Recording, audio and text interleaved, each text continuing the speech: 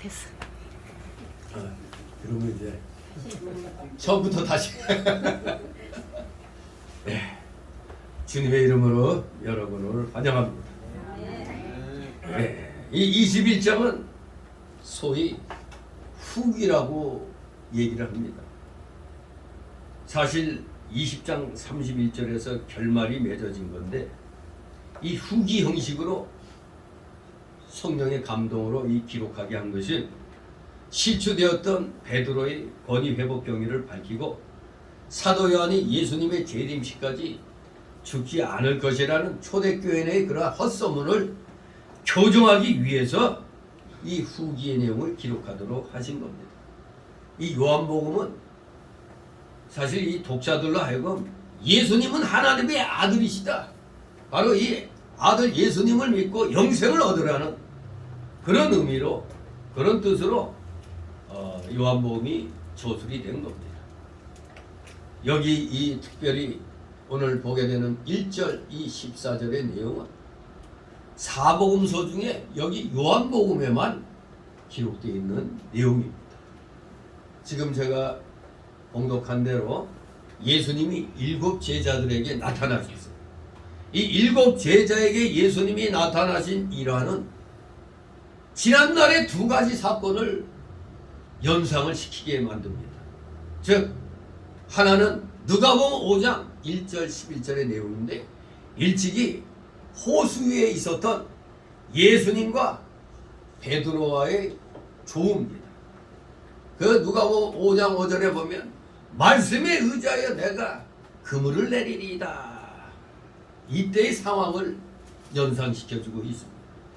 또 다른 하나는 요한복음 6장 1절 15절에 그 유명한 오병이어의 기적사건입니다. 오병이어의 기적사건. 5개의 떡과 2마리의 작은 물고기가 거의 여자와 아이들까지 포함하면 거의 15,000명, 20,000명가량을 그 굶주림에서 구했던 그 사건이죠. 5,000명을 먹였다고 하지만 거기에 여자와 어린 아이들은 숫자가 포함이 안 됐어요. 그 숫자를 포함하면 15,000명 또는 한 20,000명가량 됩니다. 세상에 작은 떡 5개하고 보리떡 5개요. 그리고 또 작은 생선 2마리로 어떻게 1, 2만 명을 먹였겠습니까? 기적 중에 기적이었죠. 그런데 이 예수님과 베드로와의 그 조우 사건과 오병의 기적 사건은 그 발생 지점이 갈릴리 부근이었다는 점입니다. 발생 지점이 동일해요. 갈릴리 부근이었다. 더군다나 요한복음 6장 4절에 의하면은 이 발생 사건이 발생 시각이 6월절을 전후했다는 사실입니다. 떡과 물고기가 있었다는 점이 바로 여기 요한복음 21장 1절 14절에 9절 13절과 그 오병이의 그 기적 사건에 비슷하죠. 한마디로 오늘의 이 사건은 제자들의 향수를 불러일으킬 만한 그러한 사건이었다. 이렇게 우리도 짐작이 됩니다. 우리도 이 내용을 읽으면서 바로 누가복음 5장 1절 11절 그리고 또 오병이어 기적 사건을 연상하게 되는 겁니다. 그래서 오늘 이 내용에 의해서 2단락으로 나누어서 살펴봅니다. 첫 번째 단락은 1절에서 5절까지로 말씀을 떠나 불순종의 삶을 사는 자는 실패한다. 불순종의 삶은 실패다. 이걸 우리에게 가르쳐줍니다. 두 번째 단락으로 6절 14절 말씀에 순종하는 자가 성공한다. 말씀 순종이 성공이다. 이것을 우리에게 가르쳐줍니다. 그럼 먼저 1절 5절 말씀을 떠나 불순종의 삶을 사는 자는 실패한다. 즉 불순종의 삶을 사는 자의 삶은 실패의 삶이다. 1절 있습니다. 왜 예수께서 디베랴 바다에서 또 제자들에게 자기를 나타내셨으니 나타내신 일이 이러하니라. 아멘. 예. 20장까지는 뭐 부활하신 예수님이 유대에서 나타난 것을 기록했지만 여기 21장에서는 갈릴리에서 나타난 그 사실을 기록했습니다. 오늘 이 본문은 부활하신 예수님께서 세 번째 제자들에게 나타나신 사건을 증거하고 있는 겁니다. 지금 세 번째 제자들에게 나타나신 사건. 바로 그것은 디베랴 바다에서 나타나신 사건이었습니다. 디베랴 바다는 갈릴리 바다 또는 게네사렛 호수라고도 불리고, 바로 그것은 예수님께서 제자들을 부르셨던 곳이었습니다. 베드로가 예수님의 제자가 되기 전 오랫동안 오기잡이하던 바다였습니다. 뭐 요새 쓰는 아이들 쓰는 말로 베드로의 나발이었습니다. 아주 그냥 베드로의 그 주권이 미치는 그런 곳이었습니다. 예수님께서는 갈릴리 해변에 다니시다가 시몬 베드로와 그 형제 안드레가 바다에 금을 던지는 것을 보시고 나를 따라오너라, 내가 너희로 사람을 낚는 어부가 되게 하리라고 부르셨습니다. 그랬더니 그들은 어떻게 했다고요? 마태 4장 18절 20절의 내용 보면은, 아니 고기 잡고 있는 그들을 부르셨더니 그들이 즉시 그물을 버려두고 쫓아타고 기록되어 있습니다. 즉시, 이게 중요한 겁니다. 즉시. 또 예수님은 거기서 더 가시다가 세베대의 아들 야고보와 그 형제 요한이 그 부친 세베대와 함께 배에서 금을 깁는 것을 보시고 부르셨어요. 그랬더니 그들도 마태 4장 21절 22절 보니까 그들도 말씀 듣는 즉시 배와 부친을 버려두고 그를 따랐다고 기록하고 있습니다. 마치 무슨 영화의 한 장면 같이, 마치 그 의도된 것처럼 말씀하자마자 그냥 촥 하고 그냥 놔두고 그냥 따라 나갔다는 그런 무슨 뭐 전후 사정은 딱 생략이 됐다고 봐야 되는 건지 아닌지 모르지만 그만큼 순종하는 데 있어서 그들의 행동이 빨랐다는 얘기입니다. 즉시 따랐다. 더군다나 이 갈릴리 바다는 마태 4장 23절에 보니까 예수님께서 많은 무리를 가르치시던 곳이었습니다. 그야말로 추억의 장소였습니다. 주님께서 부활하신 날 새벽 천사들은 그의 무덤을 찾아온 여자들에게 빨리 가서 그의 제자들에게 이르되 그가 죽은 자 가운데서 살아나셨고 너희보다 먼저 갈릴리로 가시나니 거기서 너희가 벼리라 하라, 이렇게 마태 28장 10절에 말씀했습니다. 또 그는 길에서 나타나셔서 마태복음 28장 10절에 보면 그들에게 무서워 말라, 가서 내 형제들에게 갈릴리로 가라 하라, 거기서 나를 보리라, 그렇게 말씀하셨어요. 또 마태복음 28장 16절은 11제자가 갈릴리에 가서 예수님의 명하신 산에 이르러 부활하신 주를 보았다고 증거하고 있습니다. 그때 주님께서는 바로 그들에게 그 유명한 지상 대명을 하달하신 거죠. 마태 28장 19절. 온 세상에 복음을 전할 사명을 그들에게 주셨습니다. 지상 대명이라고 얘기를 합니다. 자, 2절 3절입니다. 시몬 베드로와 디두모라 하는 도마와 갈릴리 가나 사람 나다나엘과 세베대의 아들들과 또 다른 제자 중에 함께 있었더니 시몬 베드로가 나는 물고기 잡으러 가노라 하니 저희가 우리도 함께 가겠다 하고 나가서 배에 올랐으나 이 밤에 아무것도 잡지 못하였더니. 아멘. 예. 분명히 좀 전에 말씀드린 대로 계속해서 주님은 갈릴리로 가라, 갈릴리로 가라, 그런 말씀을 내렸죠. 그래서 마태 28장 10절에서도 제자들은 갈릴리에서 만나자는 예수님의 말씀을 따라 지금 그 갈릴리로 모였던 겁니다. 그러나 우리 예수님은 그들 앞에 더디게 나타나셨던 겁니다. 이에 베드로는 무료함을 이기지 못하고 나는 물고기 잡으러 가노라 했고 다른 제자들도 이에 호응했습니다. 그들에게는 아직도 예수님을 뵙고자 하는 이 간절함이 결여되어 있었음을 여기 2절 3절을 통해서 볼 수가 있습니다. 물론 여기 디베랴 바닷가에서 나타나신 부활하신 예수 그리스도를 본 자들은 한두 명이 아니었죠. 여기 몇 명이 봤다고 언급되어 있어요. 시몬 베드로, 디드모라는 도마, 갈릴리 가나 사람 나다나엘, 또 세베대의 아들들 바로 요한과 야고보죠. 또 다른 제자 둘 합치니까 7명이네요. 적어도 2절 3절을 보니까 7명의 제자를 언급하고 있습니다. 시몬 베드로를 위시해서 이렇게 7 제자들이 물고기를 잡으러 갔습니다. 세베대의 아들들은 요한과 야고보, 물론 또 다른 제자 둘의 이름은 생략되어 있는 것입니다. 이 7명은 부활하신 주님께서 제자들에게 3번째 나타나신 사건, 곧 이 디베랴 바닷가에서 나타나신 사건의 증인들이었던 겁니다. 이 제자들은 예수님을 무려 3년 동안이나 따라다니며 진리를 많이 배웠습니다. 더구나 예수님이 친히 죽었다가 3일 후에 다시 살아나신다는 말씀을 그들에게 여러 번 들려주셨으며 예수님이 부활하신 후에 갈릴리에서 그들을 만나겠다고 약속을 하셨던 겁니다.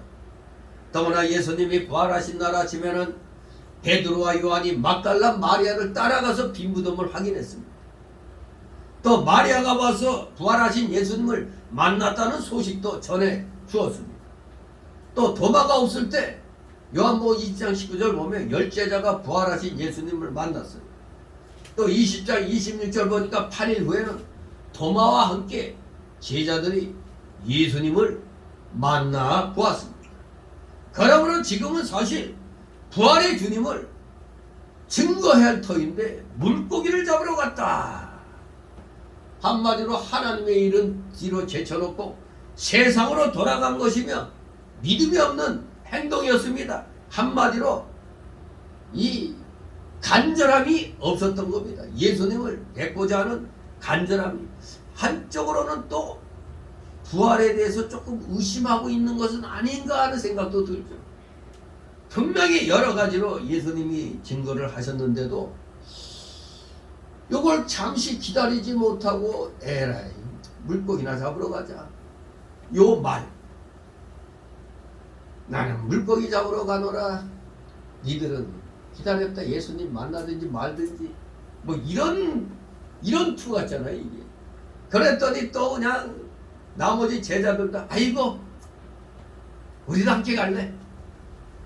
믿어야 될지 안 믿어야 될지 또 이런 마음이 있었는지도 모릅니다. 아무튼 긴가민가 정말로 부활하셨다는 것을 이들이 믿고 있다면 간절함으로 기다려야 되는데 지금 이들의 행동은 간절함이 없었습니다. 그러니까 뭔가 아직 긴가민가하는 그런 마음 상태였다고도 짐작할 수가 있습니다. 왜냐하면 우리가 구원받아서도 우리 속에는 뭐가 있다고요? 옛사람의 속성이 있잖아요. 이 옛사람의 속성이 이들을 또 충동질해서 에이 오시는지 안 오시는지 이런 마음이 들게 만든 겁니다. 아무튼 지금은 부활하신 주님을 증거해도 부족한 시간인데 물고기를 잡으러 갔다는 것은 이건 하나님 일보다는 세상으로 돌아갔다. 믿음이 없는, 믿음이 연약한 그런 행동이었다. 이것을 우리들에게 보여주고 있습니다.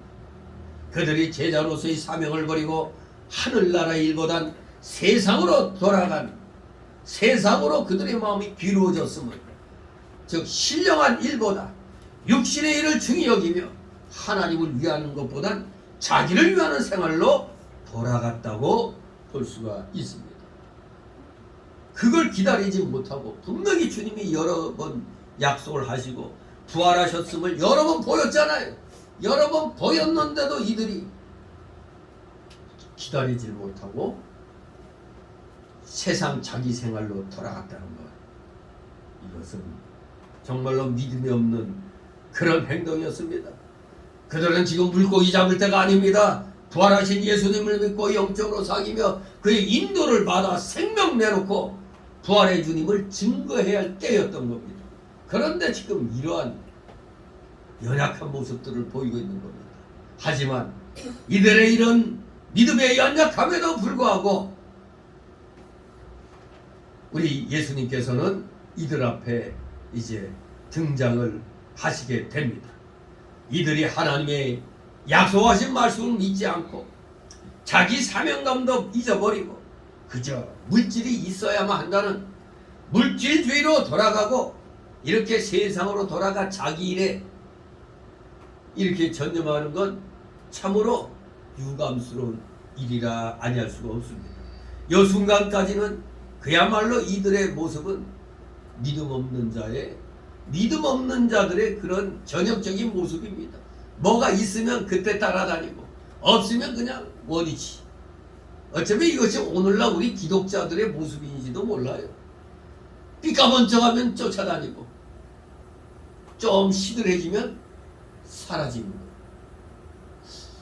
이 제자들에게도 이러한 마음이 이 옛사람의 속성들이 이렇게 제자들의 마음을 물질주의로 세상주의로 이렇게 붙들어 돌린 것으로 보입니다.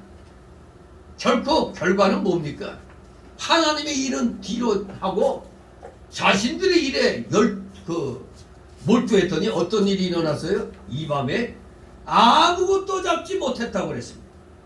이 밤에 아무것도 잡지 못하였더니 신기한 일이죠. 이들은 나름대로 자기 영역에서 물고기 잡는 분야에 있어서는 나름대로 아주 권위자들 아닙니까? 물고기 잡는 데 있어서는 타의 추종을 부러워하던 자들이에요. 거기서 나고 거기서 자랐는데 자기들의 본업이 물고기 잡는 거였어요. 어부였습니다. 그런데 이게 웬일입니까? 밤새도록 애를 썼는데 물고기를 못 잡았다는 겁니다. 이거 신기한 거 아닙니까? 마치 오늘날 우리가 처음에는 성령 충만, 은혜 충만해서 하나님께 열심히 충성하다가 뭔가 자꾸 일이 틀어져. 뭐가 안 돼. 안 좋은 일만 자꾸 일어나. 그러면 에이 하고 그냥 돌아서 버리잖아요. 많은 사람들이 뭐 부흥회 가서 뭐 좀 삐까번쩍 하다가 또 교회에서 무슨 유명 강사 초청해서 뭐 해서 그때는 삐까반짝 하다가 좀 지나면은 흐지부지해지는 것 같은 그런 마음 상태가 오늘의 우리의 모습은 아닌가 생각해 봅니다. 정말 삐까번쩍해서 그냥 열심히 살아야 되는데 그 며칠 지나면 또 그냥 흐지부지 돼버리는 거예요. 그래서 이 믿음이 들어간 건지 안 들어간 건지 헷갈릴 때가 있습니다.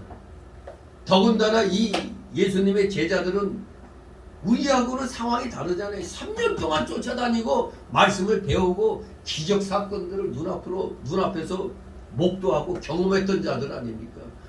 그런데 이런 자들이 밤새도록 자신들의 전공을 살려서 물고기 잡았는데 하나도 못 잡았다니. 그러면 깨달아야 될 거 아닙니까? 이건 우리가 이런 일을 하면 안 된다는 하나님의 뜻인가 보다 이렇게 깨달아야 되는 겁니다. 베드로와 요한의 형제들은 어려서부터 갈릴리 바다에서 물고기 잡는 어부로서 고기 잡는 기술이 능통하고 갈릴리 바다 형번도 잘 알고 있었던 전문가 중에 전문가들이었습니다. 그러니 그들은 고기 있을 만한 데는 모두 그물을 내려봤을 거예요. 밤새도록 했으니까 이 밤에 아무것도 못 잡았다니 여기도 내려보고 저기도 내려봤을 겁니다. 그들이 이렇게 밤새도록 노력했지만 물고기를 한 마리도 잡지 못한 것은 뭐 때문에요? 누가 막았어? 하나님이 막았기 때문입니다. 우리가 잠시 일이 힘들다고 말씀 떠나서 내 멋대로 하려고 하는데 일이 잘 될 줄 알았더니 잘 안 되잖아요. 왜 안 돼요? 하나님이 막아서 그래요. 깨닫게 하시려고. 너는 지금 먼저 하나님 나라와 그 의를 구하라고 했는데 지금 뭐 하고 있느냐? 그걸 깨닫게 하기 위한 하나님의 사랑이었던 겁니다. 왜 일이 안 되냐? 왜 이렇게 답답하게 안 돼? 깨달아야 되는 겁니다. 내가 하나님 나라와 그 의를 먼저 구하라고 했는데 안 해서 그랬구나. 이걸 깨닫고 돌이킬 줄 알아야 되는 겁니다.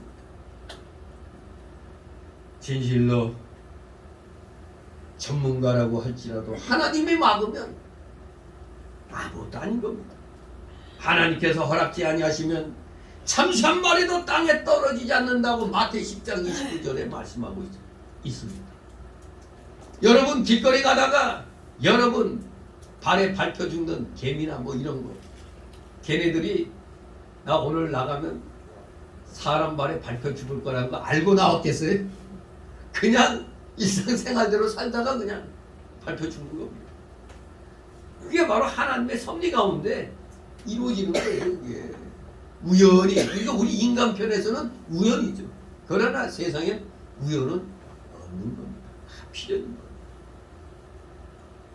야, 그 얘기 하니까, 아니 어제 이상하게 지금 제가 뭔가 좀 이상하다 했는데 어제 이 컵을 갖다 여기다 이렇게 놓는 순간 눈앞에 저거 잘못하면 깨지는 거 아닌가 했는데 딱 놓는데 갑자기 기울어지더니 그냥 밑으로 떨어져서 박살이 나버렸어요. 아니 순간 딱 놓을 때 이거 혹시 깨지지 않을까 했는데 이 세상에 이게 딱 기울어지더니 그냥 딱 깨져버리는 거예요. 물론 우연같이 보이지만 내가 여기서 손놀림을 잘못 놀렸다는 거죠. 이게 왜 그때 그런 마음이 들었을까? 네.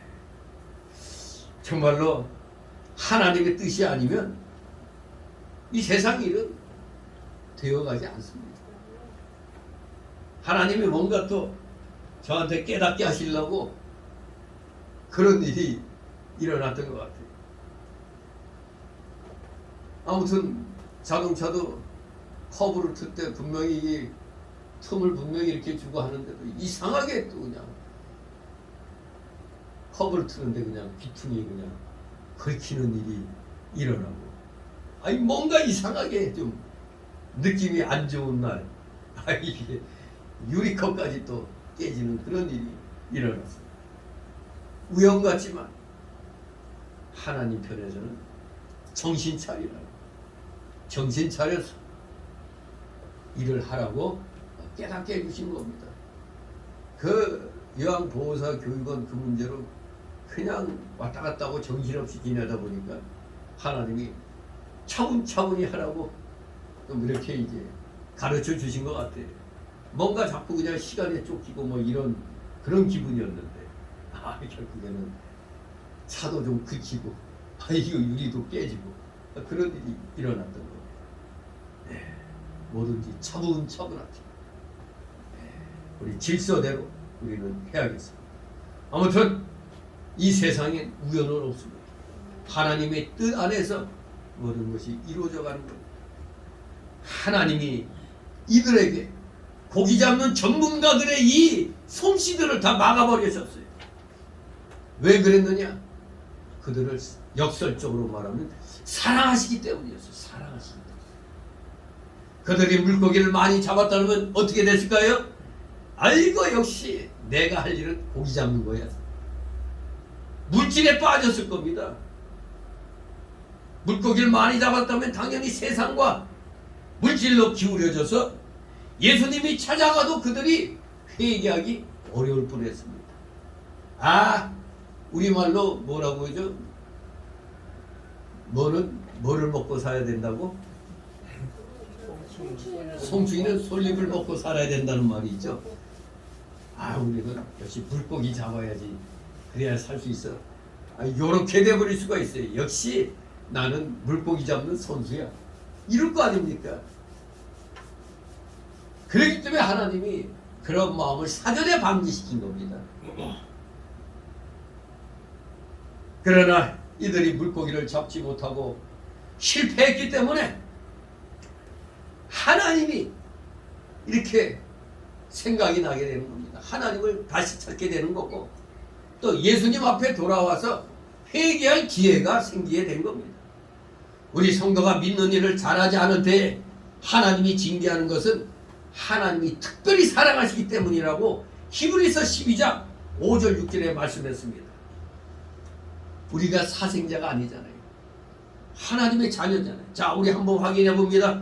히브리서 12장 5절 6절 맨 뒤쪽에 있어요.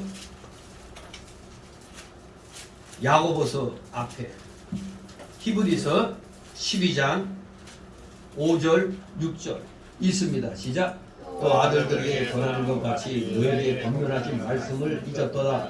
여수되 내 아들아 주의 진귀하심을 경히 여기지 말며 그에게 꾸지람을 받을 때 낙심하지 말라. 주께서 그 사랑하시는 자를 징계하시고 그의 받으시는 아들마다 채찍질을 하였으니 채찍질 하심이라 하였으니 아멘. 예, 그렇습니다. 바로 역설적으로 하나님이 특별히 사랑하시기 때문에 이렇게 징계를 하시는 겁니다. 시몬 베드로는 나는 물고기 잡으러 가노라고 말했습니다. 그러면 다른 제자들이 뭐라고 해야지? 아, 그래도 우리가 기다려야지.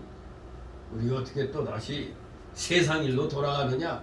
그렇게 말렸어야 돼. 그런데 여기 보니까 제자들도 다른 제자들도 똑같이 베드로에게 동의했습니다. 우리도 가겠다. 베드로와 함께 나가서 배에 올랐습니다. 부활하신 주님께서 그들에게 처음 나타났을 때 그는 그들에게 아버지께서 나를 보내신 것 같이 나도 너희를 보내노라고 말씀하시므로 전도의 사명을 재확인시켜 주셨습니다. 그 요한복음 20장 21절에 보면 예수께서 또 가라사대 너희에게 평강이 있을지어다. 아버지께서 나를 보내신 것 같이 나도 너희를 보내노라. 부활하신 주님이 그들에게 처음 나타났을 때 분명히 말씀했습니다. 전도의 사명을 재확인시켜 줬던 겁니다. 그러나 그들은 고향으로 가가지고 아직 영원권의 전도의 일은커녕 그 사역을 감당할 힘조차 잃어버리고 없었던 겁니다.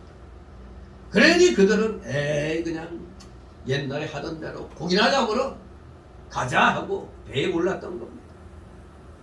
그러나 하나님의 일을 안 하고 자신들의 일을 찾아 나갔더니 밤새도록 힘을 써서도 아무것도 잡지 못했던 겁니다. 이 물고기 잡는 전문가들이 더구나 한 명만이 아니라 다 대부분 물고기 잡는 전문가 아닙니까? 어부들 아니에요. 그런데 이들이 평상시에 그 잘 잡던 그곳에서 밤새도록 한 마리도 못 잡았다는 건 이거 분명히 누가 하신 일이라고? 하나님이 하신 일이었습니다. 하나님께서는 그들에게 중요한 교훈을 주시기 위해서 그렇게 섭리하셨던 겁니다. 4절 있습니다. 날이 새어갈 때 예수께서 바닷가에 서셔서 제자들이 예수신 줄 알지 못하는지라. 아멘. 자, 우리 주님은 사랑이 많으신 주님이십니다. 이렇게 세상으로 기울어진 제자들을 그냥 내버려 두지 않으셨습니다. 찾아가셨어요. 찾아가셨습니다. 그들이 처음에는 예수님을 보고도 예수님인 줄 알지 못했습니다. 왜 알지 못할까요? 다른 데 정신 팔려 있잖아요. 다른 데 정신 팔려 있으면 뭐예요? 심령의 눈이 어두워졌기 때문에 예수님을 알아보지 못했던 겁니다. 다른 일에 정신 팔면 여러분도 그러잖아요. 다른 일을 생각하면서 길거리 가다 누가 아는 사람이 나에게 인사를 해도 그냥 무심히 지나칠 때가 있잖아. 누구가 하고 그냥 지나치 생각이 없어요. 몰두합니다. 바로 이 제자들 지금 고기 잡는데 그냥 혈안이 돼 있어가지고 육신적으로만 기울어져 있지 심령의 눈은 아예 그냥 어두워진 상태였습니다. 믿는 사람의 마음이 세상으로 기울어지고 물질로 기울어지면 심령의 눈이 어두워지게 되어 있습니다. 누가복음 24장 15절 16절에 보면 엠마오로 내려가던 두 제자들도 마찬가지입니다.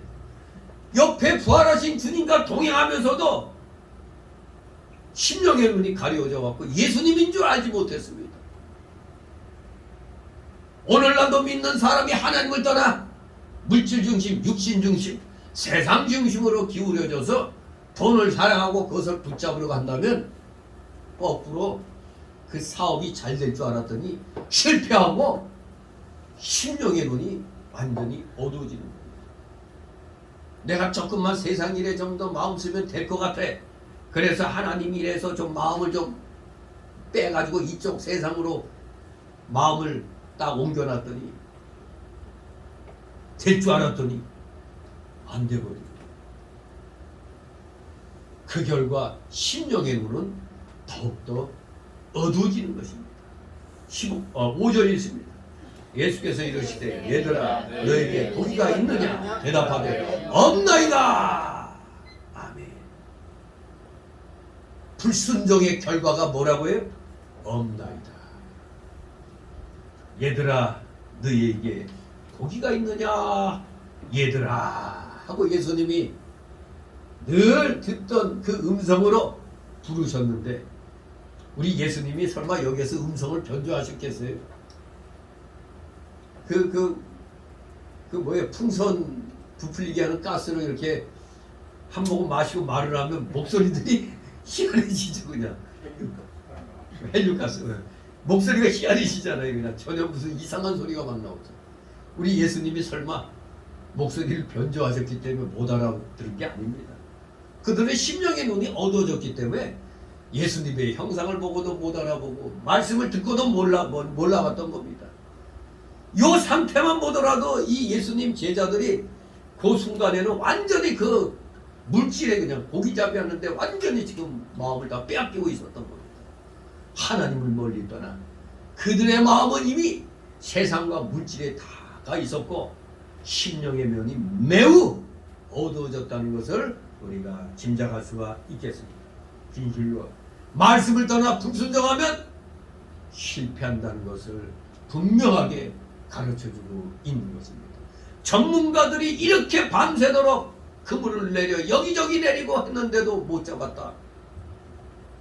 하나님이 막으시고 불순종하면 세상에서 그저 빨리빨리 돈 많이 벌고 잘 될 것 같은데 안 됩니다. 우리 여러분 대우그룹 알잖아요. 김우중 회장. 이 양반이 한때는 뭐 교회 어느 교회 뭐 집사 뭐 했다는데 어느 날 보니까 뭐 이상한 종단의 뭐 책임자가 돼 있더라고. 그런데 이 대우 이 마크 심볼이 멋있었잖아요. 조개같이 쫙 되는 게 전 세계로 세계를 내 품에 뭐 그런 뜻이었는데, 그 서울역 앞에 지금 그 경찰 남대문 경찰서 들어가 있는 그 건물인가 그 대우 빌딩이었잖아요. 다 봉준부래 됐잖아요. 마지막 카드가 DJ 정권때 김우중 회장이 자동차만큼은 남겨달라 하면서 그 수하들에게 500억 이상을 줬어요. 그럴 때 청와대에서 잠시 바람 좀 쐬고 돌아오라고 내보냈어요. 그러면 자동차는 그대로 주겠다 했는데 떠난 순간부터 돌아올 수가 없게 된 거였어요. 완전히 그 DJ 수하들이 다 그냥 잔치 벌렸냐고 다 해버린 거죠. 근데 궁극적으로 하나님을 믿는 사람이 하나님을 떠나서 인본주의적으로 나아가다 보니까 구름이 그냥 완전히 다 날아가 버린 겁니다.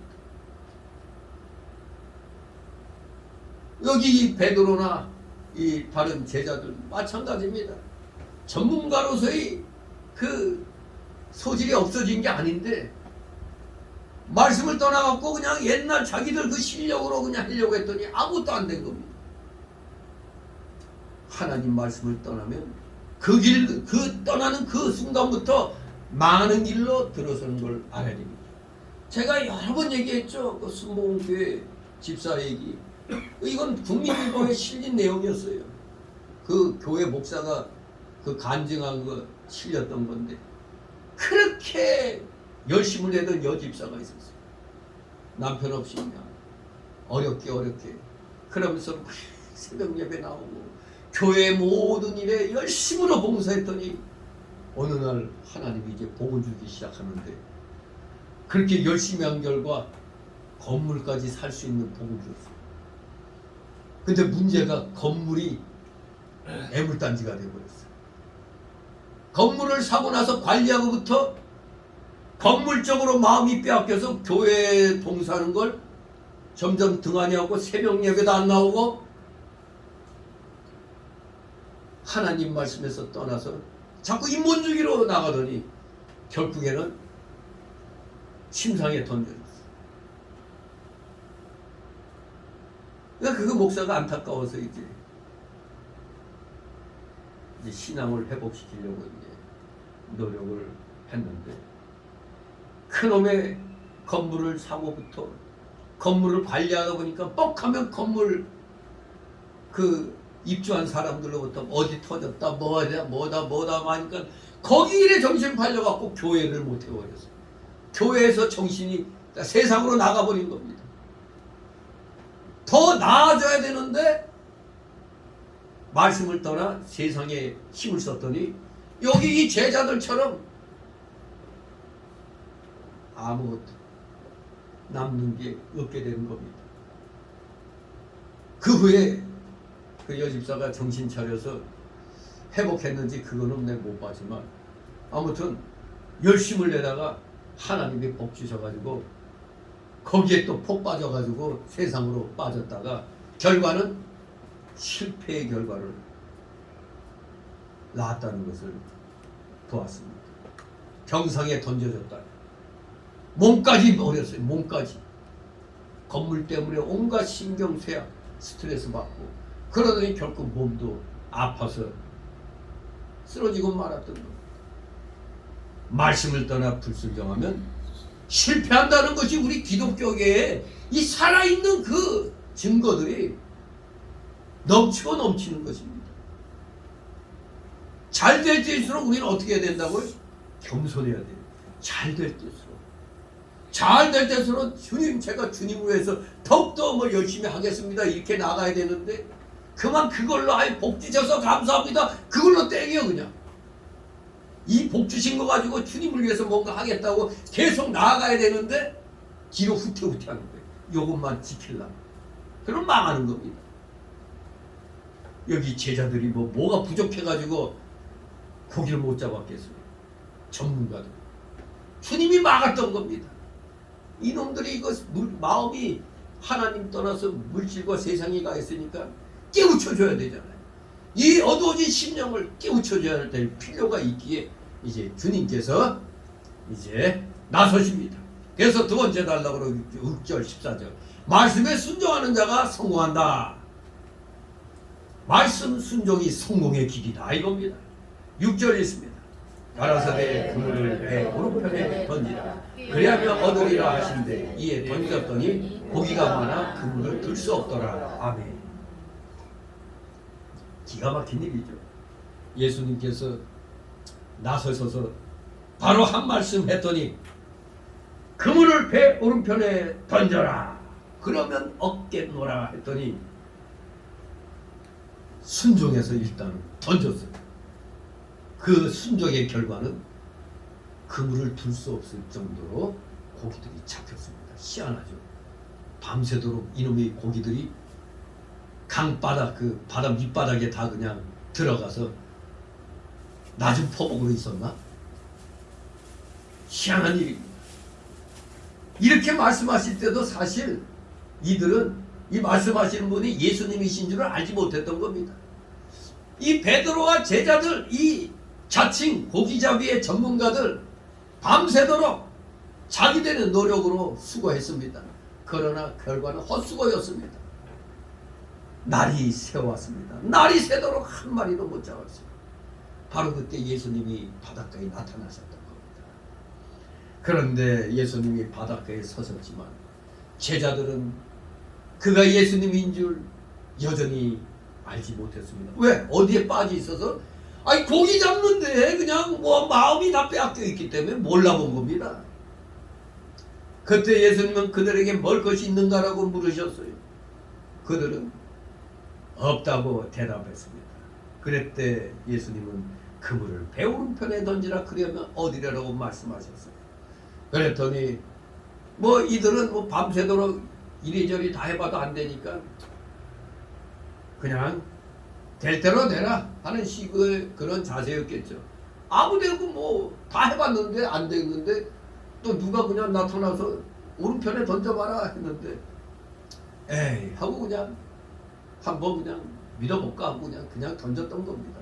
그런데 놀랍게도 고기가 그냥 마치 그냥 요이땅 하듯이 그 그물로 다 몰려들어 버린 겁니다. 그러니 그 그물을 들 수 없을 정도가 된 겁니다. 정말로 놀라운 기적입니다. 밤새 아무것도 못 잡았는데 어찌 고기가 이곳에 다 몰려 있을 수가 있습니까? 그리고 어떻게 저 사람이 어떻게 고기가 오른편에 있는 걸 알았지? 이런 생각이 들었을 겁니다. 이 놀라운 사건은 바로 수년 전 예수님께서 베드로를 제자로 부르실 때의 사건과 비슷합니다. 그게 바로 초두에 말씀드린 대로 누가복음 5장의 사건입니다. 거기 예수님께서는 어느 날 많은 사람들이 모여 있었을 때 시몬의 배를 타시고 육지에서 조금 뛰기를 청하시고 앉으셔서 배에서 무리를 가르치셨어요. 말씀을 마치시고 시몬에게 깊은 데로 가서 그물을 내려 고기를 잡으라고 말씀하셨습니다. 그때 시몬은 대답하기를 선생이여 그때도 그랬어요. 우리가 밤새도록 수고를 하였으되 얻은 것이 없지만은 말씀에 의지하여 내가 그물을 내리리다 이렇게 말하며 그물을 내렸습니다. 그런데 그때도 고기가 너무 많이 잡혀서 그물이 찢어질 정도였어요. 그래서 그는 다른 배에 있는 친구들을 손짓하여 와서 도와달라고 했고 그래서 그들은 와서 잡은 고기를 두 배에 가득 채웠다고 그랬습니다. 누가복음 5장 1절 그 11절의 그 말씀이죠. 아무튼 이때 시몬 베드로는 어떻게 행동했느냐?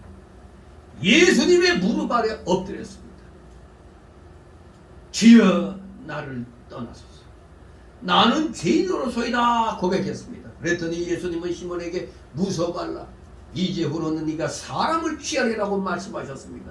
쉽게 말해서 사람 잡는 어부가 되리라 이 말씀이죠. 고기 잡는 어부에서 사람 잡는 어부가 되는 겁니다. 세베대의 아들들인 야고보와 요한도 거기에 있었습니다. 이제 본문에 기록된 이 사건은 수년 전 그때의 사건과 비슷했습니다. 그들은 고기를 잡은 다음에야 그분이 예수님이신 줄 알았습니다. 7절의 그 말씀이죠. 그들은 그분이 하나님께서 보낸 사람이거나 하나님의 종으로서 자기들에게 하나님의 말씀을 전해주는 분인 줄 알고 그 말씀을 사람의 말로 받지 않고 하나님의 말씀으로 받아서 즉시 순종을 했던 겁니다. 물론 옛사람의 그 속성으로 이래도 안 되고 저래도 안 되니까 그냥 한번 던져봤는데 이렇게 생각할 수도 있습니다. 옛사람의 속성은. 그러나 중생한 세 사람이 영은 이거 분명히 하나님 말씀을 전해주는 분 아닌가. 그래서 하나님 말씀을 받아 순종하는 마음으로 또 그분을 오른편으로 던졌다고 우리가 또 이렇게 해석할 수가 있습니다.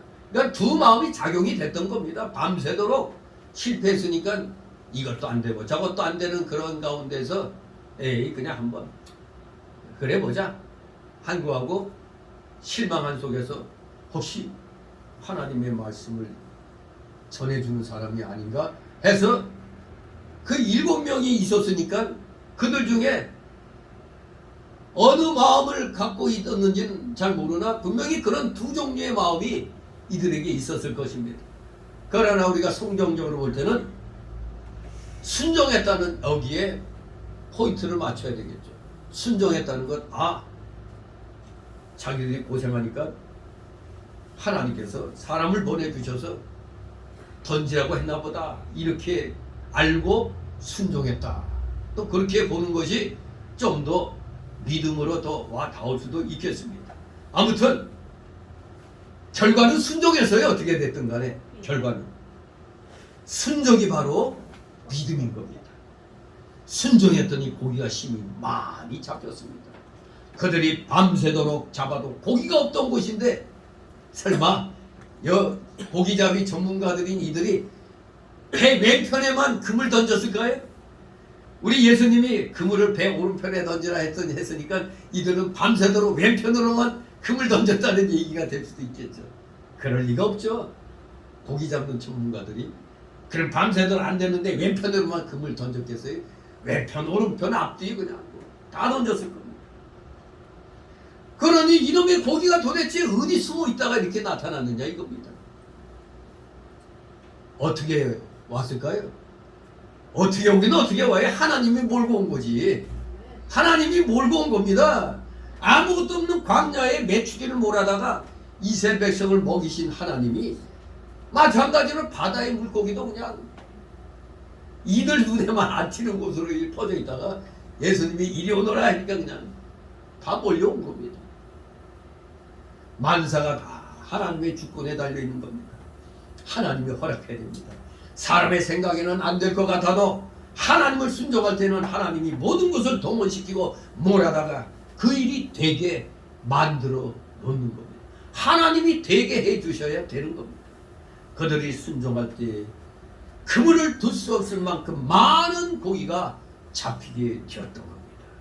앞에서는 하나님 말씀을 떠나 인간적인 생각으로 했는데 결과는 한 마리도 못 잡았어요. 그런데 여기 6절 이하에서는 말씀에 순종했더니 찢어질 정도로 그냥 그물을 둘 수 없을 정도로 잡았다 이겁니다. 7절 있습니다. 예수의 사랑하시는 그 제자가 베드로에게 이르되 주시라 하니 시몬 베드로가 벗고 있다가 주라 하는 말을 듣고 겉옷을 두른 후에 바다로 뛰어내리더라. 아멘. 제자들이 순종할 때 눈이 밝아졌습니다. 바로 주님이신 줄 깨달은 겁니다. 예수님의 사랑하시는 그 제자란 누굴 말할까요?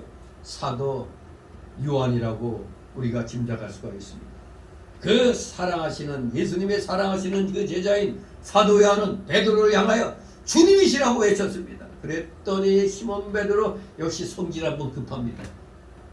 그 말 듣자 벗고 있다가 그냥 겉옷을 잽싸게 두르는 바로 바다로 뛰어내렸어요. 여기에 바다는 그들이 일종의 이게 호숫가라고 그랬죠. 호수. 아마도 이게 아마 걸을 수 있는 정도의 깊이였던 모양이에요. 그러니까 즉시 뛰어내렸던 겁니다. 이 행동은 베드로가 주 예수님을 얼마나 사모하고 있었는지를 잘 보여주고 있습니다. 그런 진실이 주님을 믿고서고 사랑하고 있었던 겁니다. 사실 누가복음 24장 34절 보면은 주님이 부활하신 것을 이미 보았어요. 베드로는. 또 본 다른 제자들의 말도 들었고 그래서 그 주님을 다시 보기를 간절히 사모했던 것이 분명합니다. 그랬더니 주시다 주님이시다 하는 말 듣고 용기를 얻어 예수님께로 다름질하게 된 겁니다. 그 바다는 물이 한 길 못 돼요. 사람 키를 안 넘기니까 물에 들어서서 바다 밑을 딛고 걸어갈 수가 있다고 그래요. 그 지형이 그렇다고 합니다. 아무튼 예수님께서 제자들에게 물고기를 많이 잡게 하신 것은 물고기가 목적이 아니고 제자들의 심령의 눈을 밝혀서 다시 예수님께로 인도하여 그리스도의 증인으로 쓰시려는 것이었습니다. 물고기 많이 잡도록 한 게 아닙니다. 목적은 제자들의 심령의 눈을 뜨게 하시기 위해서, 그래서 다시 그리스도의 증인으로 쓰시려고 이렇게 이들의 그 어려움을 풀어주신 겁니다. 제자들이 하나님을 멀리 떠나 세상과 물질주의로 기로워졌기 때문에 예수님이 그것을 안타까워하시고 찾아가서 믿음을 바로 세워주시기 위해 그분을 배 오른편에 던지라고 말씀해 주신 겁니다. 그때서야 제자들이 그대로 순종하여 눈이 밝아져 주님을 발견하고 주님께 사로잡히게 되었던 겁니다. 그렇습니다. 이 사건은 다시 말씀드리자면 제자들로 하여금 물고기를 많이 잡게 하는 것이 목적이 아니라 예수님이 제자들을 사로잡는 것이 목적이었습니다. 오늘날 우리 성도들이 하나님의 말씀을 순종하지 못한 것을 찾아서 우리는 순종해 나가야 됩니다. 성도가 신령한 눈이 밝아지려면 주의를 지키지 못하는 자는 주의를 지켜야 되고 11조 못하는 자는 11조를 해야 되고 계명을 어기는 자는 그것을 지켜야 되는 겁니다. 마땅히 고쳐야 될 것을 고쳐 나가는 게 신앙입니다. 그렇게 이렇게 할 때 심령의 눈이 밝아지고 주님의 음성을 듣게 되고 주님을 좀 더 발견하고 용기가 나서 담대하게 여기 베드로처럼 그대로 바다로 뛰어들어 다른 일에 나갈 수가 있게 되는 겁니다. 8절 9절 있습니다. 다른 제자들은 육지에서 상거가 불과 한 50간쯤 되므로 작은 배를 타고 고기는 그물을 끌고 와서 육지에 올라보니 숯불이 있는데 그 위에 생선이 놓였고 숯떡도 있더라. 아멘. 다른 제자들은 육지에서 거리가 한 50간쯤 떨어진 데 있었다고 해요. 50간은 뭐 우리 지금으로 말하면 300척인데 이 한 간은 약 1.8m예요. 1.8m인데 50간이 떨어져 있으니까 1.8 곱하기 50 하면 90m 정도, 우리 100m 달리기 하는 그 수준을 생각하면 되겠습니다. 그러니 뭐 별로 멀지가 않죠. 아무튼 50간은 가까운 거리입니다. 100m가 채 못되는 거리인데 예수님과 대화할 수 있는 그런 거리였습니다. 제자들 위해서 작은 배를 타고 그물을 끌고 육지에 올라갔습니다. 그런데 그들이 육지에 올라가 보니까 이미 거기엔 숯불이 있었고 그 위에 생선이 놓였고 떡도 있었습니다. 이것은 예수님께서 준비해 두신 식탁이었습니다. 예수님께서는 배가 고파서 제자들을 위해서 이렇게 미리 아침 식사를 준비해 놓으셨던 겁니다. 이것은 예수 그리스도의 평소의 관심과 배려였던 겁니다. 예수님께서는 바로 우리의 영육의 필요를 아신다는 걸 말씀해 주시는 겁니다. 그저 영적인 것만 얘기하시는 게 아닙니다. 그러니까 먼저 하나님 나라와 의를 구하는 게 영적인 일이면 그 위에 모든 것을 더해 주시는 것이 육적인 일입니다. 우리가 영에 부족한 것을 하나님이 채워주시면 영에 유익한 것만 주시는 게 아니라 우리는 물질, 이 육체를 갖고 있잖아요. 육체를 또 해결해 주실 수 있는 물질까지도 주신다는 겁니다. 우리의 이런 영육의 필요를 아시는 하나님이십니다. 그래서 주님께서는 제자들에게 일용할 양식을 주옵소서라는 기도를 하나님께 드리라고 가르쳐 주신 겁니다. 일용할 양식은 그저 육신적인 양식뿐만 아니라 영적인 양식 다 포함하고 있는 겁니다. 하나님께서는 공중의 새를 먹이시고 들의 백합화를 입히십니다. 그러므로 하나님은 자기 형상대로 지으신 사람들, 특히 그의 백성된 자들을 먹이시고 입히실 것은 더욱더 확실한 겁니다. 아니, 공중의 새도 먹이시고 들의 백합화도 입히시는 하나님이 자기 형상을 따라 창조한 우리 인간을 그냥 두실 리가 없잖아요. 하나님은 결코 우리의 영적인 일들에만 관심을 두지 않으십니다. 분명히 우리의 육적인 일들에도 관심을 두시는 분임을 분명히 알아야 됩니다. 제자들이 조밥 먹을 것도 없어서 그것을 염려하여 물고기라도 잡아 생계를 유지하기 위해서 물고기를 잡으러 간 것입니다. 제자들은 이 하나님을 떠나서 고향을 와 있더니 여기서 어떻게 기다리는 동안 뭔가 생계를 유지해야 될 거 아니에요. 그러니까 고기라도 잡아서 일단은 생계를 유지하자, 그런 마음으로 이렇게 행동을 한 것으로 보입니다. 하지만 우리가 육신적으로는 이해를 합니다. 하지만 그건 믿음이 아니죠. 우리 예수님은 제자들이 배고픈 것을 미리 아시고 제자들에게 먹을 것을 주시려고 숯불을 피워 떡과 생선을 굽고 계셨습니다. 우리 하나님이신 예수님 말씀만 순종해 나가면 의식주 문제는 예수님이 친히 책임을 지고 주시는 거라고 마태 6장 몇 절 33절에 말씀하고 있는 겁니다. 먼저 하나님 나라와 하나님의 의를 구하면 그 위에 모든 것을 더해 주신다고 그랬어요. 그러니까 우리가 지금 믿음 생활하기 어렵다고 해서 세상으로 나가버리면은 둘 다 놓치는 겁니다. 진정한 현명한 것은 하나님 나라와 의를 구하는 이 하나님 앞에 가장 중요한 것이 뭡니까? 예배 드리는 겁니다. 예배 생활을 잘해야 세상의 것들이 풀어지게 되어 있는 겁니다. 예배를 등한히 하는 사람들, 일주일에 한 번 교회 나오는 거, 주일 지키는 거, 주일날 예배 드리는 것조차 힘들어 한다는 건 일주일 내내 다 4시간으로 쓰겠다는 거 아닙니까?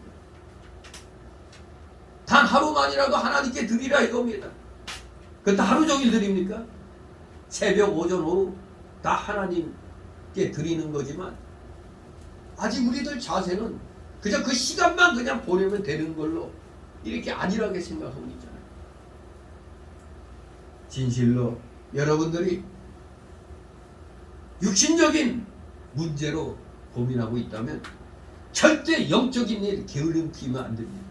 영적인 일 게으름 피우는 순간 육적인 문제 물 건너가는 겁니다.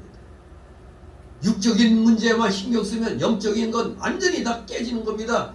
그러니 둘 다 붙잡는 현명한 방법은 뭐예요? 하나님 나라와 그를 먼저 구하는 겁니다.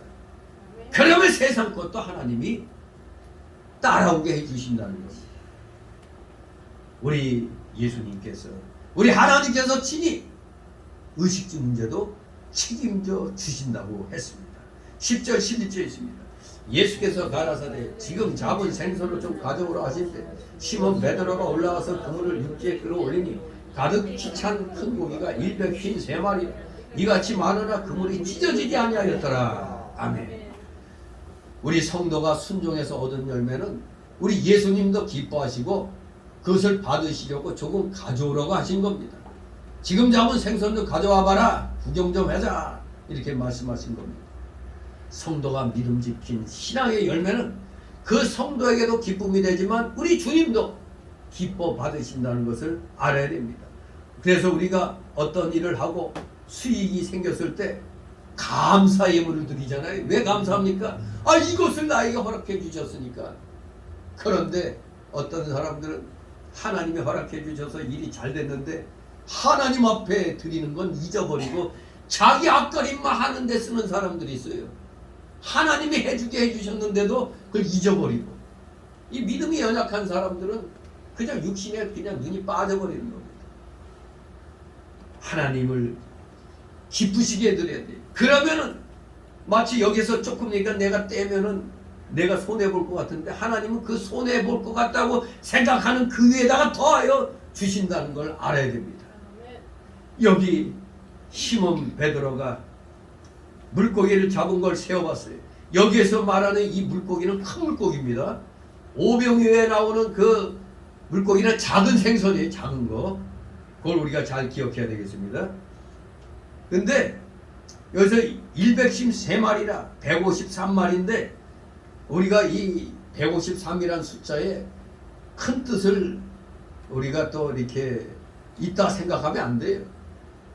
여기서 이 153마리는 큰 이 숫자에 큰 뜻이 있다기보다는 큰 고기가 153마리나 되면 그 그물은 반드시 찢어지게 되어 있다고 하는 겁니다. 큰 물고기가 153마리 정도 들어있으면 그물은 찢어진다는 거예요. 근데 여기 보니까 찢어지지 않았다는 것은 하나님께서 특별히 보호해 주신 증거라고 할 수 있습니다. 그것은 단지 하나님께서 많이 주시는 하나님, 풍성히 주시는 하나님이심을 증거합니다. 우리 하나님의 능력은 무한하십니다. 하나님은 하고자 하시는 일을 무엇이든지 할 수 있습니다. 그러므로 하나님을 믿고 섬기는 자들은 세상의 일을 아무것도 염려하지 말고 또 불확실한 미래도 두려워할 필요가 없습니다. 하나님께서 다 하시고 모든 일을 합력하여 가장 좋은 방향으로 이끄실 것이 확실하기 때문에 우리 하나님의 백성은 하나님만 의지하고 하나님의 뜻대로만 살면 됩니다. 그러면 그의 모든 것을 다하여 주시는 겁니다. 믿음을 떠나서 그저 세상 것만 구하고 물질을 첫째로 삼을 때는 생각한 것과는 거꾸로 돌아갑니다. 하나님의 보호가 떠납니다. 그러나 하나님의 말씀을 순종하며 회개하고 돌아올 때는 하나님의 능력의 보호가 그 사람에게 임하는 것입니다. 우리에게 무엇이나 잘된 것이 있다고 한다면 다 뭐라고요? 다 하나님의 은혜라고 생각합니다. 복음성과의 은혜라는 그 복음성이죠. 내 생의 모든 것, 당연한 것 하나도 없다고. 오직 하나님의 은혜라. 당연한 게 없습니다. 다 하나님의 은혜인 것입니다. 하나님의 도로서 된 겁니다. 무엇이나 다 잘된 것, 당연한 거 아닙니다. 하나님의 은혜로 된 것입니다. 하나님의 보고가 따르면 아무것도 되는 법이 없습니다. 12절 있습니다. 예수께서 가라사대 와서 조반을 먹으라 하시니 제자들이 주신 줄 아는 거로 당신이 누구냐 감히 묻는 자가 없더라. 예수님이 그렇습니다. 묻는 자가 없더라. 우리 예수님이 제자들이 시장한 것을 아시고 미리 먹을 것을 준비해 주셨습니다. 예수님은 육신 문제뿐만 아니라 영적인 문제도 다 같이 해결해 주시는 하나님이십니다. 그리하여 심령의 눈이 밝아지고 영적 새 힘을 얻고 용기를 얻어 예수님 앞에 나가게 되었던 겁니다. 제자들은 물고기를 잡았지만 예수님은 누구를 잡았어? 제자들을 잡았습니다. 예수님은 제자들을 잡을 목적으로 여기 오셨고 고기를 잡게 하신 것입니다. 이제는 그 제자들이 예수님의 소유가 되었고 예수님을 위해서 충성하는 자들이 되었던 겁니다. 자, 여기서 우리는 한번 한 간증을 잠깐 살펴봐야 되겠습니다. 이 생각나실 거예요. 모나미 간증, 153 모나미 간증이 있습니다. 여기에 이 153이란 말이 숫자적으로 무슨 큰 뜻이 있는 게 아니라고 했죠. 큰 물고기가 153마리면 그물은 찢어지게 돼 있는데 안 찢어졌다는 건 하나님의 특별하신 보호하심이 있었다는 얘기인데, 왜 모나미 볼펜에 153이란 말을 붙였느냐? 여기서는 아주 모나미 회사 사장에 아주 그냥 간절함이 배어있는 그런 간증입니다. 1960년대에 이제 모나미 볼펜을 생산하게 됐죠. 모나미라는 필기용품 제조업체가 1960년도에 이제 세워졌는데, 사실 그 당시엔 경쟁이 너무 심해서 망하기 일보 직전에 처하게 되었습니다. 거의 모나미의 그 역사가 거의 60년이 넘은 거죠. 지금 60년 되니까 40년, 23년, 60년이 넘었네요. 예, 연역이 60년이 넘었습니다. 모나미 회사가. 근데 초기에는 경쟁이 너무 심해갖고 망하기 일보 직전이라고 그랬어요. 결국 인간의 어떤 방법으로 해결되지 않자 이 회사 사장이 기도원에 올라가서 기도를 했다고 합니다. 그런데 이분이 기도를 하면서 생각해 보니까 자기가 사업을 하는 동안, 이거 사업하는 사람들은 생각 잘해야 돼요. 사업을 하는 동안에 자신이 하나님 앞에 범죄한 것이 너무 많이 생각이 나더라는 거예요. 사업 핑계로, 아까 그 어떤 여집사 얘기처럼, 대우 김우중 사장처럼 사업하다 보니까 하나님의 말씀에 어긋난 걸 너무 많이 했어요. 그래서 그는 회개를 합니다. 그동안 바쁘다는 핑계로 주일 성수하지 않았습니다. 이제 앞으로는 주일 성수하겠습니다. 주일 성수를 약속했어요. 그리고 고백합니다. 하나님 것을 떼어먹었습니다. 이제부터는 철저히 11조를 하겠습니다. 11조를 약속했습니다. 또 새벽마다 주님 앞에 기도하지 않았습니다. 이제 새벽 기도 열심히 하겠습니다. 이제는 순종하며 살겠습니다 하며 아주 철저하게 회개하고 결단을 했다고 합니다. 이렇게 기도하고 성경을 쭉 읽어 나가는데 하필 그 본문이 여기 요한복음 21장 1절 14절의 말씀이었다고 합니다. 거기에 보니까 예수님의 말씀대로 순종해서 그물을 던졌더니 뭐라고요? 153마리의 고기를 잡았다고 했습니다. 그래서 그는 이때 하나님 앞에 기도를 했다고 합니다. 하나님, 제가 모나미 153이라는 볼펜을 만들겠습니다. 하나님, 이 볼펜이 모든 사람의 손, 아니 전 세계에 있는 모든 사람의 손에 다 들려지기를 원합니다. 이렇게 기도하면서 마지막에 50억 자루가 팔리게 해주세요 하고 기도를 했답니다. 그렇게 마쳤대요. 50억 자루. 아이고, 50억 자루. 꿈과 같은 얘기죠. 하지만 이 사람은 기도원에서 결단한 대로 절대적으로 말씀에 순종하며 살았다고 합니다. 그런데 희한하죠. 여러분, 모나미 볼펜, 우리가 전형적인 모나미 볼펜 모양새 보니까 볼 거 없잖아요. 이상하게 또 이 볼펜을 우리가 다 한 번씩은 다 사용을 했습니다. 볼 때 이거 폼이 안 나잖아요. 투박하기 짝이 없고 별로 예쁘지도 않고 매력도 별로 없는 볼펜이었어. 그런데 희한한 얘기죠. 이 볼펜이 폭발적으로 팔리기 시작한 겁니다. 폭발적으로. 다른 회사 볼펜이 더 예쁘고 더 잘 나오는 것 같은데도 다른 회사 볼펜은 팔리지 않고 투박한 모나미 153 볼펜이 불티나게 팔리기 시작했다는 겁니다. 그래서 몇십 년이 지난 요즘은 물론 전에 비해서는 줄기는 했지만 지금도 꾸준히 팔리고 있다고 합니다. 근데 얼마 몇 년 전에 이제 통계가 나왔는데 마침내 50억 자루가 팔렸다고 합니다. 하나님 앞에 약속한 대로 50억 자루를 팔았던 겁니다. 그분은 순종 하나로 50억 자루의 볼펜을 판 것입니다. 그렇습니다. 순종이 능력입니다. 여기 베드로와 그 7 제자들이 밤새도록 그물을 내렸지만 허탕쳤는데 말씀에 순종했더니 찢어질 정도로 가득 찼어요. 큰 물고기로 153마리. 순종이 바로 하나님의 인도를 받는 비결이라는 것을 알아야 됩니다. 순종이 바로 성공의 열쇠인 것입니다. 13절 14절 있습니다. 예수께서 가셔서 떡을 가져다가 저에게 주시고 생선도 같이 하시니라. 이것은 예수께서 죽은 자 가운데서 살아나신 후에 3번째로 제자들에게 나타나신 것이라. 아멘. 우리 예수님께서는 제자들의 굶주린 상태까지 돌봐주시고 해결해 주시는 분입니다. 이 예수님이 이제 제자들을 잡기 위해서 3번째로 여기에 나타나신 겁니다. 첫 번째는 요한복음 20장 19절 이하에 기록되어 있고, 두 번째 나타난 것은 요한복음 20장 26절 이하에 나타났습니다. 부하로 나타나신 걸 말하는 겁니다.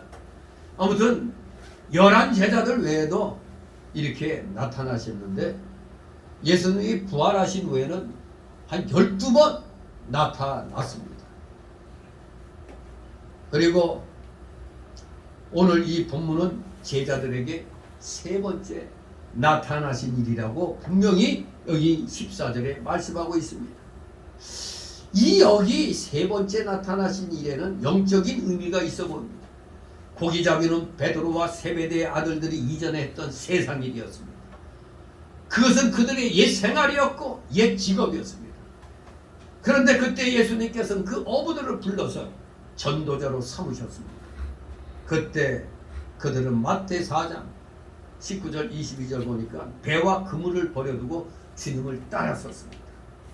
또 15절에 나오는 대로 아침 식사 후 예수님께서는 베드로에게 전도의 사명을 일깨우셨습니다. 베드로나 제자들은 옛 생활, 옛 직업으로 돌아가서는 안 될 자들입니다. 주님께서는 그런 그들을 전도자로 부르셨던 겁니다. 전도, 영혼권의 전도 사역은 이 고기잡이 하는 것보다 더 큰 일, 더 중요한 일입니다. 나의 생업, 육신의 그 일보다 더 크고 더 중요한 일이 영혼권의 전도 사역입니다. 왜? 그것은 하나님의 일이니까. 그들은 그 하나님의 일에 전심전력을 해야 됩니다. 하나님께서 그들로 하여금 그 밤에 아무것도 잡히지 못하게 하신 것은 그들로 주님께서 주신 사명, 즉 전도의 일을 기억하게 하시기 위함이었다는 것을 분명히 알 수 있습니다. 하지만 동시에 예수님께서는 그들에게 말씀하심으로 또한 많은 고기가 잡히게 해주셨습니다. 그것은 전능하신 하나님이 아니고서는 할 수 없는 일이었습니다. 그것은 하나님의 능력으로만 가능한 일이었습니다. 이렇게 하나님은 전지전능하신 분입니다. 하나님께서는 이스라엘 백성 남자 장정만 60만 명이며 여자들과 아이들을 합하면 약 200만 명이나 되었을 그대로 광야에서 40년 동안이나 먹이셨습니다. 하나님은 그렇게 하실 능력이 충분히 있으신 분이십니다. 그 하나님께서, 바로 그 하나님께서 제자들과 함께 하시면 그들은 이 세상에서 궁핍하지 않을 것입니다. 또 그 하나님께서 그들과 함께 하시면 그들은 전도자의 사명도 잘 감당할 수 있을 것입니다. 그들의 힘만으로는 한 명도 구원할 수 없으나 하나님께서 역사하시면 많은 영혼들을 구원할 수가 있을 것입니다. 우리가 영혼의 전도사에게 나서는 것은 바로 하나님이 함께 하시는 거기 때문에 당장 우리에게는 뭐가 없을지라도 하나님의 일은 계속 기어나가는 겁니다. 왜? 교회가 우리만 있습니까? 사방팔방에 교회들이 있습니다. 각 교회에서 영혼의 전도 사역을 합니다. 그러면 우리가 뿌린 걸 가지고 다른 교회 갈 수도 있고, 또 다른 교회에서 그걸 뿌린 걸 전도를 받은 사람이 또 우리 교회로 나올 수도 있는 겁니다. 하나님의 영혼의 전도 사역은 공짜가 없습니다. 우리들이 최선을 다해야 열매를 맺히도록 하신 겁니다. 힘을 써야 우리는 얻을 수 있는 겁니다. 진실로 거기에 배경이 되신 분이 바로 하나님이십니다. 하나님이 함께 하시면 영혼군의 사역도 잘 되고, 따라서 육신의 일도 잘 되게 되어 있다는 사실을 우리는 오늘 본문을 통해서 분명히 또 깨닫게 됩니다. 오늘 말씀을 정리해 봅니다. 첫 번째로 본문은 예수 그리스도의 부활에 대한 또 한 번의 확증입니다. 부활하신 주님께서는 세 번째로 제자들에게 나타나셨습니다. 티베리아 바다, 갈릴리 바다에서 나타나셨습니다. 본문 2절에 언급된 7명의 제자들은 이 사건에 대한 증인들입니다. 그들은 부활하신 주님과 함께 그 아침에 신기한 그 아침 식사를 나누게 됐던 겁니다. 두 번째로 본문은 하나님께서 제자들의 먹을 것에 대해서도 관심을 가지심을 증거하십니다. 즉 제자들의 육신적인 것에 대해서도 관심을 갖고 계신다는 것을 가르쳐 주는 겁니다. 주님께서는 제자들을 위해 숯불과 떡과 생선을 준비하셨습니다. 그 밤에 아무것도 잡지 못한 제자들이 큰 물고기를 153마리나 잡게 하셨던 겁니다. 그는 그 아침 제자들과 함께 음식을 다 잡수셨습니다. 주님께서는 이렇게 우리의 영혼만 관심을 가지시지 않고 우리의 육신의 필요에 대해서도 관심을 갖고 계신다는 걸 분명히 알아야 됩니다. 공중의 새를 먹이시고 들의 백합화를 입히시는 하나님께서는 우리에게도 당연히 육신의 양식도 주시는 겁니다. 오직 우리는 하나님 나라와 그를 먼저 추구해야 됩니다. 우리는 바른 믿음으로 살고 죄짓지 말고 하나님을 의지하고 그 뜻대로 순종하며 살면 반드시 육신적인 일도 하나님께서 더하여 주신다는 걸 기억하시기 바랍니다. 마지막 세 번째로 본문의 말씀은 우리에게 영적인 암시를 주고 있습니다. 영적인 암시. 즉 하나님의 뜻은 단순히 먹고 마시는 것이 아니라는 것입니다. 하나님의 뜻은 단순히 세상 일이 아닙니다. 하나님의 뜻은 택한 영혼들을 구원하는 일입니다.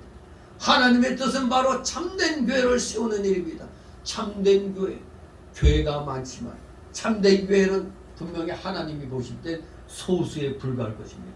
우리 서울교회도 하나님이 인정하시는 이 참된 교회에 속하기를 소망하고 있습니다. 그래서 모든 성도들은 그 일을 위해서 힘써야 합니다. 특히 전도자로 부르심을 입은 자들은 세상으로 돌아가지 말고 하나님의 일을 위해서 전심전력해야 합니다. 주님께서는 제자들의 사명을 일깨우시기 위해서 그들이 그 밤에 아무것도 잡지 못하게 했습니다. 전문가들로 아예 그냥 완전히 허탕치게 만들었습니다. 하나님의 교회 일꾼으로 부르심을 입은 자들은 그 일의 가치를 알고 자신에게 맡겨주신 일에 충성을 해야 됩니다. 맡겨진 자에게 구할 것은 충성이라고 했습니다. 세상의 모든 일은 다 지나갑니다. 새하여집니다. 그러나 하나님의 일은 든든히 서가며 하나님의 뜻을 행하는 자들은 영원한 천국의 삶을 누리게 될 것입니다. 우리 모두 언제나 아무리 힘들고 어려워도 절대 하나님을 배신하는 일이 있어서는 안 됩니다. 배도하는 일이 있어서는 안 됩니다. 끝까지 믿음으로 우리는 해결 나가야 됩니다. 그러면 힘들 것 같은 육신의 일도 때가 되면 하나님이 풀어주신다는 것을 알고 우리 끝까지 충성해 나가는 진실된 믿음의 일꾼들 되시기를 주님의 이름으로 축원합니다. 기도. 거룩하신 하나님 아버지 감사를 드립니다. 진실로 다시 한번 주님이 맡겨주신 일이 세상의 일보다 하나님의 일이 우선이라는 것을 오늘 다시 한번 깨닫게 해주시니 감사를 드립니다. 하나님께서 세상의 일이 필요 없다고 말씀하시는 게 아니라 먼저 우선시해야 할 일이 있다는 것. 일의 순서에 하나님의 일이 최우선적으로 놓여야 된다는 것을 우리에게 다시 한번 깨우쳐 주시는 줄 믿습니다. 우리 모두 이 말씀 마음판에 새기면서 최선을 다하여 맡겨진 자에게 있어서 충성하는 것만이 우리의 본분을 다하는 것임을 잘 깨닫고 우리 서로 힘들고 어렵더라도 위로하고 격려하고 권면하면서 이 하나님이 훈련장으로 주신 이 세상에서의 삶을 우리 모두 성공적인 하나님이 인정하시는 성공적인 믿음의 삶을 사는 신실한 복음의 일꾼들 하나님의 자녀들 다 되게 하여 주시옵소서. 감사드리며 예수 그리스도의 이름으로 기도드리옵나이다. 아멘. 아멘. 같이 찬송가 519장 찬송입니다.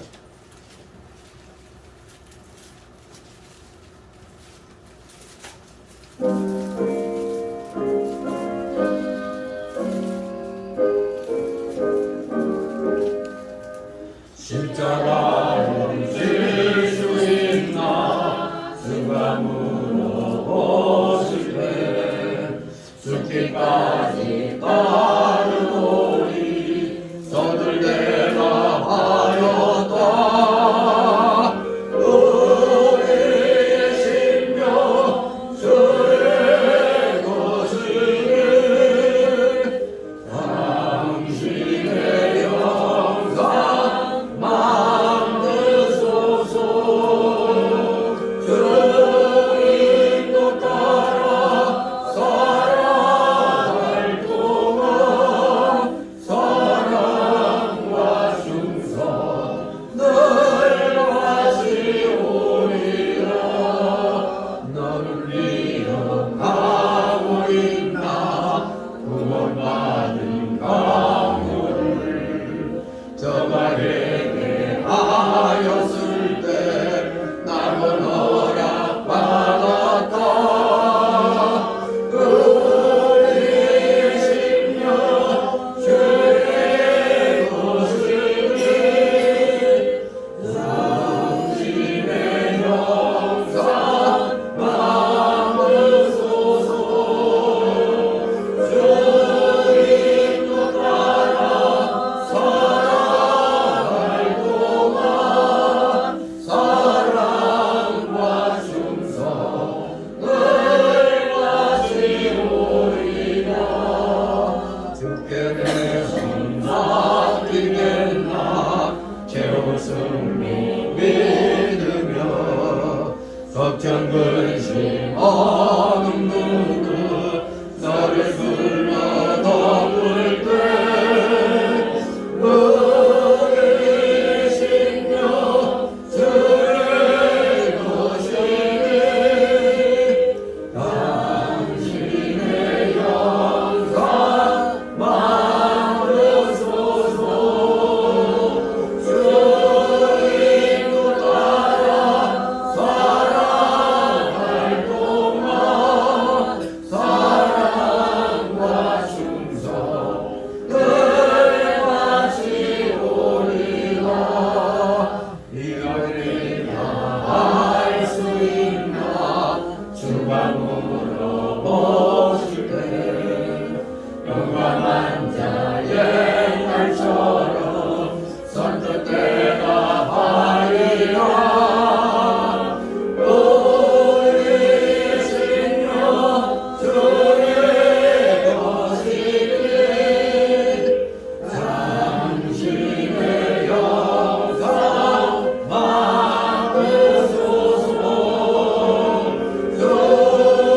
주님도 따라 살아갈 동안 사랑과 충성 늘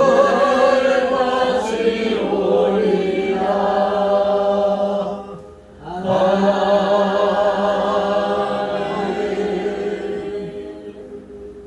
잠시 드려진 예물을 놓고 하나님 앞에 그런 기도입니다. 사랑과 은혜가 풍성하신 거룩하신 하나님 아버지 오늘도 주님의 사랑하시는 자녀들 하나님께서 허락해 주신 각자의 그 생활 터전에서 열심을 다하여 맺은 그 귀한 열매들을 주일 예물로 구별하여 드리고 10의 1조로 구별하게 하시고 또 각종 명목의 감사 예물들 차량 예물, 건축 예물 마음의 소원대로 귀한 예물들을 드리게 하셨사오니 이 드린 손길들 한 사람 한 사람 기억하여 주옵시고 그들의 가정과 하는 생업 위에 오병 위에 놀라우신 복이 큰 물고기 153마리나 그물에 잡히게 된 것 같은 크나큰 귀한 물질의 복을 우리 사랑하시는 각 성도의 그 가정에 각 생업에 또 놀라우신 하나님의 은혜를 알리는 그 모든 곳에서 이 귀한 역사하심이 아버지 알려지게 하여 주옵소서. 우리 성도들 물질로 고통받지 않게 하여 주옵소서. 물질의 고통이 있다 하면 그것을 이길 수 있는 믿음을 허락하여 주시옵소서. 진실로 사랑하시는 자녀들 하늘 창고 문을 마음껏 열고 하나님이 기뻐하신 뜻에 따라 물질을 사용할 수 있는 진정한 물질의 실력자, 믿음의 실력자들 다 되게 하여 주시옵소서. 드려진 예물, 몸된 교회를 위하여 잘 사용되도록 늘 은혜로 충만케 하여 주시옵소서. 우리 물질로 인하여 우리 고통당한 우리 성도들 한 사람도 없게 하여 주시옵소서. 감사드리며 우리 구주 예수 그리스도 이름으로 기도드리옵나이다. 아멘.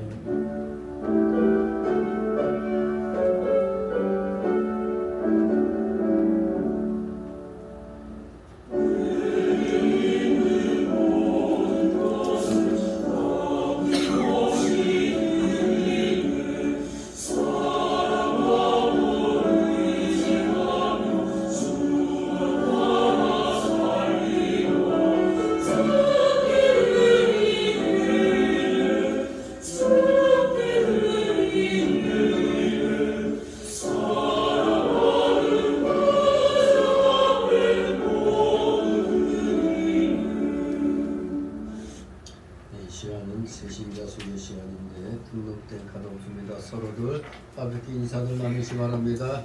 네, 반갑습니다. 네, 새로운 얼굴들이 이제 등장을 해야 될 터인데 열심히 하시기 바랍니다. 광고 말씀, 이제 오늘로 또 8월 달이 마감하게 되네요. 주일은 마지막 주일이 되겠습니다. 아무튼 우리 교회가 살기 위해서는 이 나라가 굳건해야 됩니다. 그것도 자유민주주의 체제로 굳건해야 우리가 믿음 생활을 주님이 오시는 그날까지 정말 열심히 행할 수가 있겠습니다. 이 나라와 민족을 위해서 자유민주주의 체제를 위해서 열심히 기도하시기 바랍니다. 또 이제 앞으로 이제 9월달 되면은 이제 구역 예배와 또 우리 토요일 전도 활동 다시 재개하도록 하겠습니다. 열심히 악과 싸우며 애국운동하는 여러 목회자들과 교회들이 있습니다. 그들을 위해서 우리가 참여는 못해도 열심히 기도해 주시기 바랍니다. 더구나 올해는 우리 성원교회 설립 21주년입니다. 21주년 새로운 마음으로 영원권의 전도사에게 힘을 기울이시는 여러분 되시길 바랍니다.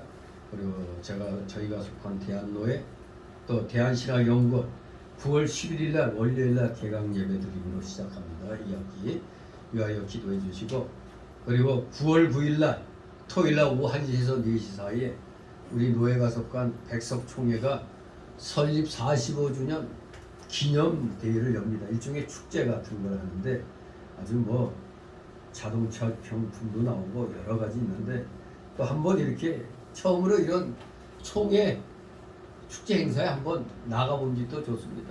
그래서 우리 교회차 운영할 거니까 가실 분들은 이미 다 신청을 하신 분들은 가셔서 한번 또 같이 참여하는 것도 한 번쯤 해봄직할 겁니다. 9월 9일 행사를 위해서 우리 기도하시는 여러분 되시기 바랍니다. 우리 다 같이 우리 여성여부 광고 참 있죠. 잠깐 나오셔서 광고하시기 바랍니다. 네. 광고 있습니다. 벌써 2023년도 이제 마지막 이제 4사분기 중에 4,3분기가 지나고 있는 가운데있거든요. 근데 이제 11월 달이면 우리가 또 김장 준비를 해야 돼요. 그래서 이제 고춧가루를 이미 이제 준비했거든요. 근데 그게 42만 원이거든요. 그러니까 여러분들이 조금씩 협조해 주셨으면 좋겠습니다. 이상입니다. 십시일반 조금씩 감사합니다. 네. 조금씩 서로 보태는 마음으로 우리가 또 먹을 거니까 같이 마음을 모으시면 감사하겠습니다. 우리 다 같이 일어나셔서 62장 부르신 후 축복 기도로 마칩니다. 62장.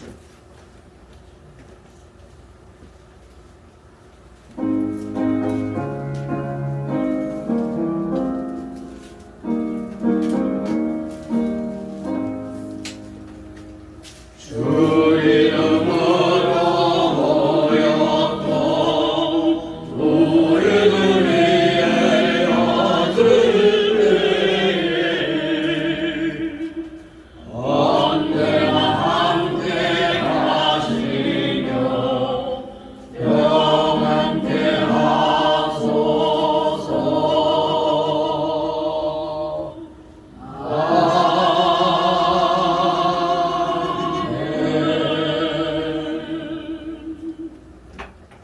영원한 지옥 사망 형벌로부터 영생 복락의 무궁천국으로 우리를 구원하여 주신 우리 구주 예수 그리스도의 크신 은혜와 하나님 아버지의 극진하신 사랑하심과 성령님의 감동 감화 교통 충만 내주 역사하심이 여기 머리 숙인 모든 무리들 머리 위에와 각 가정 위에 하는 생업 위에 하는 학업 위에 이 나라 이 민족 위에 이 나라 모든 진실된 하나님이 기뻐하시는 모든 교회들 위에 이제부터 영원토록 함께 있을지어다. 아멘.